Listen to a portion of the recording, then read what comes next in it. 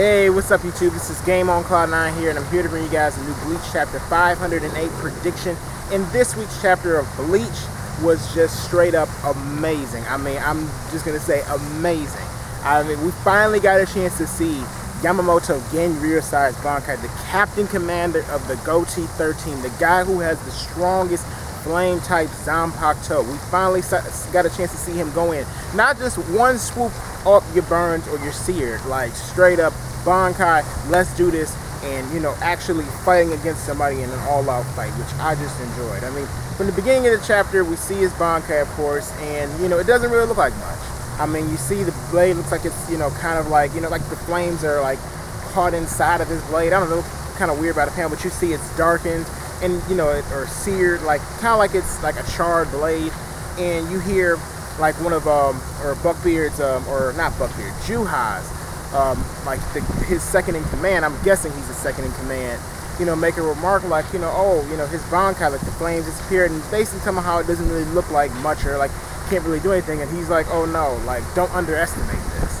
And we clearly see you cannot underestimate Yamamoto Genryusai's Bankai because it's one of the most OP abilities out there. I mean, seriously, it is the real deal.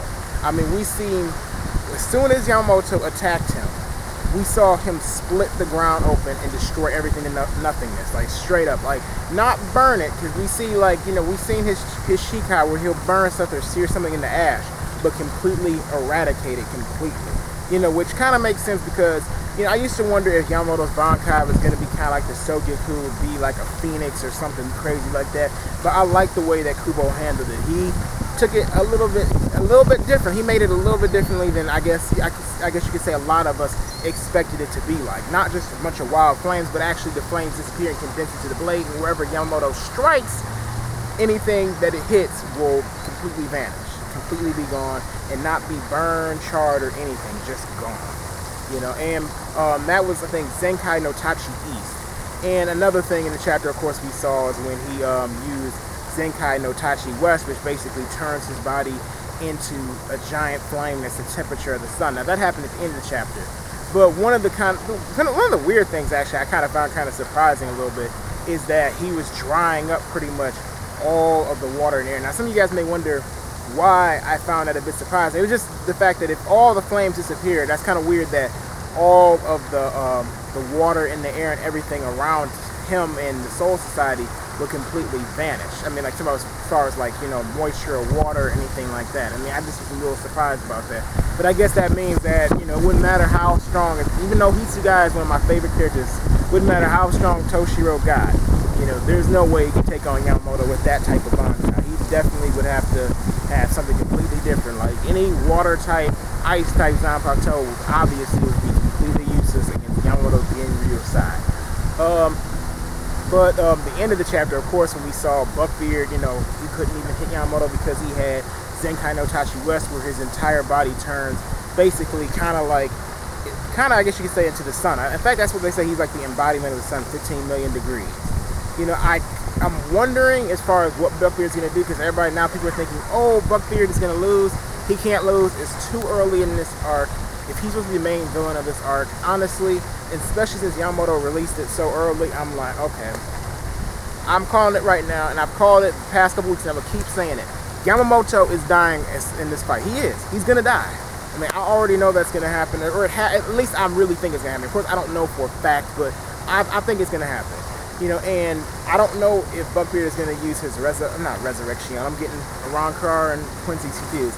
His holy form or not, but I don't know if I want him to use his holy form just yet, because I mean, if he's supposed to be the main villain, I kind of want him to save like his like strong, like, or his stronger abilities for like Ichigo, or somewhere longer down the line, unless like Kubo has something up his sleeve, but maybe Buckbeard isn't, or Juhai isn't really the real villain of this arc, and maybe someone else is. But definitely he's gonna, like, Yamamoto's gonna appear to have the upper hand for a minute, but then I know Juhai's gonna pull the upper hand. He's gonna pull it. I mean, doesn't anybody wonder how Juhai was able to beat Kenpachi so easily? I mean, I'm not saying that Yamamoto couldn't beat Kenpachi too, because clearly he could, but I mean, Juhai did it fairly easily. I think that this is gonna turn out to be a pretty good fight, and I definitely think that Yamamoto is going to get thrown down in this one. I mean, that's just what I'm saying. That's like the big prediction that I'm thinking is going to happen out of this fight. As for next week, I predict the fact that we will see maybe north and south. Since we do have an east and west, you know, maybe Yamamoto's Zenkai is based on direction, so maybe a north and south, I'm assuming.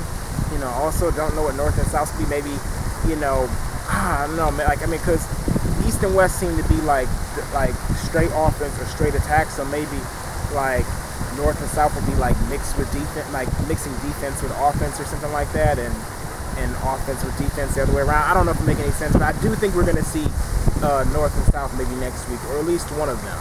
And that Juha is gonna, I think he's gonna, you know, have a little trouble, but eventually he is gonna start to gain the upper hand, and he's gonna come out the winner in this fight, which is gonna shock Soul Society, and that will be the fall of Soul Society. I mean, not too much I can predict about next week's chapter exactly down to the T, unless we do see Ichigo.